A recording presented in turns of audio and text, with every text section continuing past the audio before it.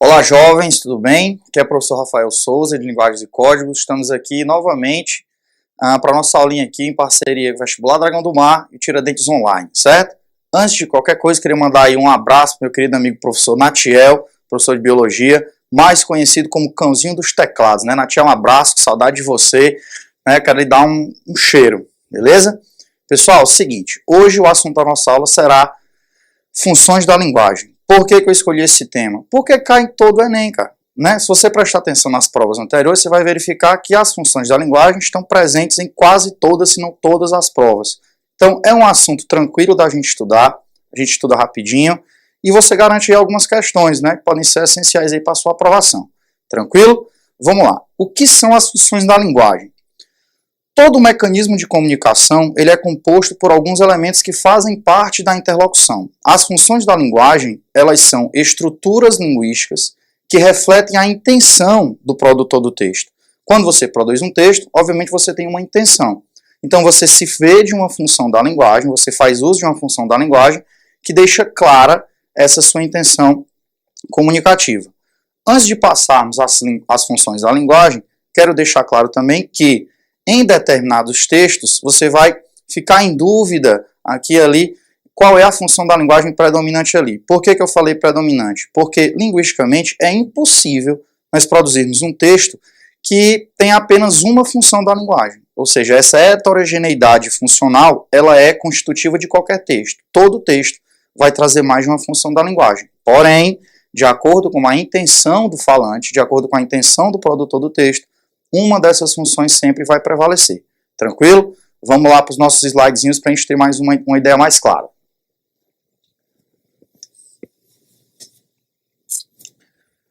Toda linguagem tem um objetivo. A linguagem verbal, por sua vez, tem alguns objetivos muito claros e por isso devem ser estudados para que possamos melhor entendê-la e utilizá-la. Vejamos primeiramente como funciona o sistema de comunicação utilizando a linguagem verbal. Vamos aos elementos que fazem parte do ato de comunicação. Primeiro, aquele que emite a mensagem, codificando-a em palavras, chama-se emissor. É quem produz o texto. É quem vai falar. É o dono da mensagem, digamos assim. Próximo. Quem recebe a mensagem e a decodifica, ou seja, aprende a ideia, é chamado de receptor. É o destinatário, né? É a quem você manda a mensagem. Também faz parte dos elementos de comunicação. Próximo. Aquilo que é comunicado, ou seja, o conteúdo da comunicação, é chamado de mensagem. É o que você quer passar com o texto que você produz. Código. Sistema linguístico escolhido para a transmissão e recepção da mensagem. Ah, professor, não entendi. Um exemplo de código, a língua portuguesa. Nós nos utilizamos da língua portuguesa para passarmos mensagens. Deu para entender? E o referente. Por sua vez, é o contexto em que se encontra o emissor e o receptor. É o meio pelo qual esta mensagem é transmitida. Chama-se canal. Ou seja, esse elemento aí, o canal, é por onde a mensagem é transmitida. Pode ser por meio da televisão, pode ser por um papel, pode ser por ondas de rádio e por aí vai. Professor, o que é que isso tem a ver com as funções da linguagem? As funções da linguagem são ligadas diretamente a esses elementos. Cada função da linguagem tem como foco um desses elementos. Vamos conhecê-las. Função emotiva ou expressiva. Como o próprio nome já diz, a função emotiva ela é centrada no eu. Ou seja, ela é a representação da emoção do interlocutor. Não necessariamente vai ser um sentimento como amor, paixão, não.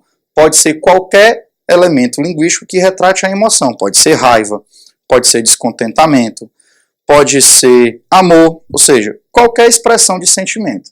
É centralizada no emissor, como o próprio nome já diz, tem o papel de exprimir emoções. Que textos trazem essas funções mais claramente? Que textos trazem a função emotiva mais claramente? Os textos que se valem de linguagem emotiva, né? As poesias líricas, textos em que você vai, cartas pessoais, né? Então são esses aí os textos que trabalham mais a função emotiva. Vamos a um exemplo. Temos aqui uma charge do Calvin, particularmente é uma das charges que eu mais aprecio, que é muito inteligente. Vamos lá. Cadê minha jaqueta? Eu já olhei em todo canto, debaixo da cama, em cima da cadeira. na escada, na sala, na cozinha, não está em lugar nenhum. Ó, aqui está. Quem foi que colocou nesse armário estúpido? Quando Calvin trabalha no último quadrinho o adjetivo estúpido, você tem claramente a ideia que ele faz da pessoa que guardou a jaqueta dele. Ou seja, ele está expressando aí o sentimento. Nesse caso, nós temos como função predominante aí a função emotiva. Tranquilo? Vamos para o próximo. Função referencial ou denotativa. A função referencial, meu povo, é aquela que é centrada na mensagem. Não há outra intenção a não ser passar a mensagem. Onde é que a gente pode ver claramente a função referencial como predominante? Em textos jornalísticos. Quando você assiste a uma matéria de jornal, quando você lê um texto, né, uma notícia, por exemplo, o cidadão que escreveu aquilo dali, ele não tem a intenção de lhe persuadir de nada, ele não tem a intenção de deixar clara quais são as impressões que ele tem do fato ocorrido, nada disso. A intenção dele simplesmente é noticiar, é deixar claro o que foi que houve, é lhe passar a informação. Vamos a um exemplo.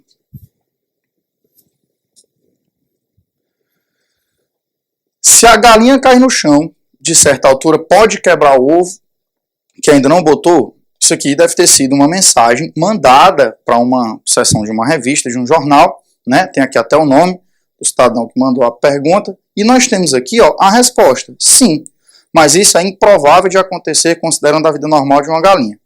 Se a ave cair de um puleiro ou levar um tombo durante o voo raso, que são situações mais comuns, o ovo ainda permanece intacto.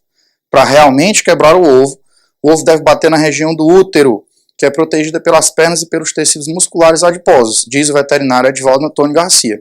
Ou seja, você pode verificar que no decorrer do texto, o veterinário, ao responder à pergunta feita aqui pelo leitor, ele não tem intenção outra a não ser esclarecer, né, a questão da galinha quebrar o ovo ou não. Ou seja, ele não quer persuadir o leitor de nada, ele não quer deixar nenhuma emoção dele transparecer pelo texto. Ele está escrevendo isso daqui simplesmente para passar a informação. Beleza? Vamos para a próxima função. Função apelativa ou conativa. A função apelativa é aquela que é centrada no receptor.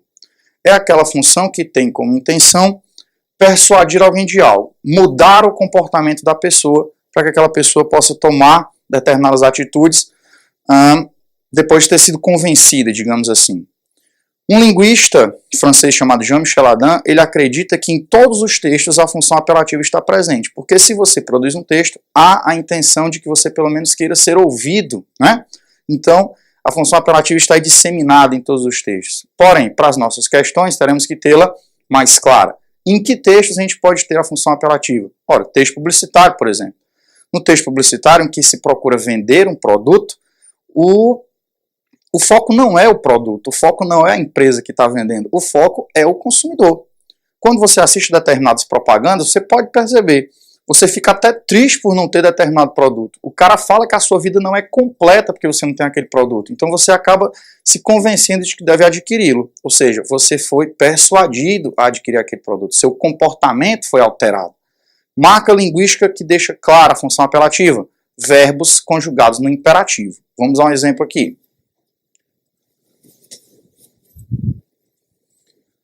Temos aqui um panfleto, né, sobre o mosquito Aedes aegypti. Ele já matou muita gente e pode estar solto pelas ruas. O mosquito da dengue é um inimigo perigoso. Para saber como eliminá-lo, converse, olha aí o verbozinho no imperativo, com o farmacêutico desse estabelecimento. Provavelmente isso aí deve ser um panfleto, né, um cartaz fixado aí nas farmácias. Aqui nós temos função apelativa por quê? Não só por conta do verbo no imperativo pedindo para que o leitor converse com o farmacêutico, mas há toda uma mensagem aí de tome cuidado com o mosquito, né? Combata o mosquito, ou seja, você tem que mudar o seu comportamento. A intenção aqui é de que nós mudemos o nosso comportamento para podermos combater o mosquito. Tranquilo? Próxima função. Função fática. A função fática é interessante, por quê? Porque por meio da função fática não há intenção de se passar informação alguma. A função fática ela está centrada no canal. É testar se realmente há possibilidade de haver comunicação entre dois seres. Quando você liga para uma pessoa, por exemplo, quando você diz alô, você não para de repetir alô, alô, alô, até que a outra pessoa responda. Com esse alô, você está testando o canal comunicativo, certo? É aquela conversa de elevador, por exemplo. Você para no elevador, o cidadão está do seu lado, você aperta lá 16º andar. Aí o rapaz vai lá e aperta 18º. Vocês vão passar muito tempo juntos. Aí de uma hora para outra o cidadão olha para o outro e diz, rapaz, tu viu o jogo ontem? O time ganhou, né? Ele não quer saber se você viu o jogo mesmo, não. Ele não quer saber se você está interessado nesse assunto. Ele está apenas ali estabelecendo um contato. É tipo assim, eu estou aqui e posso me comunicar. Então a função fática testa o canal. Tranquilo? Vamos aqui a algumas expressões que podem deixar isso claro. Mais uma tirinha do Calvin. Telefonema. Oi, eu, Calvin. Como vai? Belo dia lá fora, não é? Poxa, eu suponho que você deve estar pensando porque eu liguei. No segundo quadrinho, você pode observar que ele testa o canal. Ele solta uma mensagem, né? Só que a intenção dele não é falar do dia, a intenção dele não é dizer que o dia está belo. É estabelecer ali a comunicação com o seu interlocutor, com a pessoa que está do outro lado da linha. É isso aí que caracteriza a função fática. Para frente, menino. Vamos agora a algumas questõezinhas, né, para trabalhar aí as funções da linguagem. Primeira questão. Funções da linguagem são recursos de ênfase que atuam segundo a intenção do produtor da mensagem, cada qual abordando um diferente elemento da comunicação.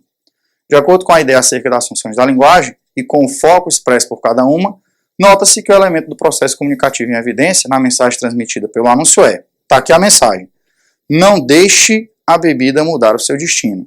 Professor, estou localizando aqui logo ó, um verbozinho no imperativo.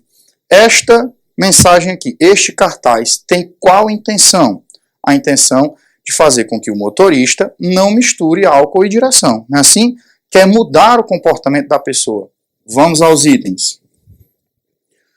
A mensagem está centrada na língua, no emissor, no assunto, no receptor ou na mensagem. Se você tem aí um texto que tenta mudar o comportamento do receptor, o foco é o próprio receptor. Portanto, a função predominante aqui é função apelativa. O item que você tem que marcar é o item que traz como foco o receptor. Item D de dado, ok? Vamos para a próxima questão. Temos aqui uma espécie de informativo, né? Medicamentos em estudo. Medicamento, inibidores de enzimas que produzem beta-amiloides. Aí, mais uma vez, me lembrando do meu querido amigo professor Natiel, né? Ele poderia explicar o que são estes benditos beta-amiloides aqui muito melhor do que eu, mas vamos para frente. O que é que eles fazem? Tais inibidores bloqueiam e modificam a ação de enzimas que cortam uma grande proteína, a proteína precursora do amiloide, de maneira que ela libera peptídeos beta-amiloides. Pode ser como é que o Natiel consegue aprender isso não, mas vamos lá. Você pode verificar que nesse texto nós temos informações técnicas, né, assim, que falam sobre determinados medicamentos e seus efeitos. Vamos à questão. No texto, há predomínio da função da linguagem constituída por recursos que a. Sugerem expansão emotiva com ênfase no próprio emissor. Tá falso, você não tem sentimentalismo no texto. B. Testam o funcionamento do canal comunicativo com o leitor. Negativo. A gente tem mensagem passada aí, então não é. C. Priorizam a persuasão e a mudança do comportamento do leitor. Não, você não tem a intenção de que o leitor mude o seu comportamento após ler aquele texto. Você não tem verbos que indiquem isso. Então não é o item C. Item D. Demonstra preocupação centrada no próprio código linguístico. Não, você não tem função metalinguística aí, né? E item E. Enfatizam o caráter informativo e objetivo na apresentação do assunto. O item que você tem que marcar como correto é o item E. Por quê? Porque a intenção daquele texto é ele passar informações sobre determinado medicamento. Beleza? Vamos para a próxima e última questão. Rompe o poeta com a primeira impaciência, querendo declarar-se e temendo perder por ousado. Vamos ao poema. Anjo no nome, Angélica na cara, isso é ser flor e anjo juntamente. Ser Angélica, flor e anjo florente. Em quem, se não em vós, se informara? Quem veria uma flor que a não cortara, de verde pé, de rama florescente? E quem um anjo vira tão luzente, que por seu Deus não idolatra? Se como anjo sois dos meus altares, fores o meu custódio, a minha guarda, livrarei do diabólico azares, mas vejo que tão bela e tão galharda, posto que anjos nunca pesares, sois anjo, que me tenta e não me guarda. Nós temos aqui um poema. De cara, marque o item que fala sobre função poética. Qual é a função poética? É aquela que usa a língua para transformá-la em arte. Você pode ter funções secundárias, mas a principal de um poema, e todo poema, é a função poética. Beleza? Espero aí que a gente tenha conseguido contribuir um pouco aí para o seu aprendizado. Um abraço grande do professor Rafael Souza. Até a próxima, pessoal. Tchau, tchau.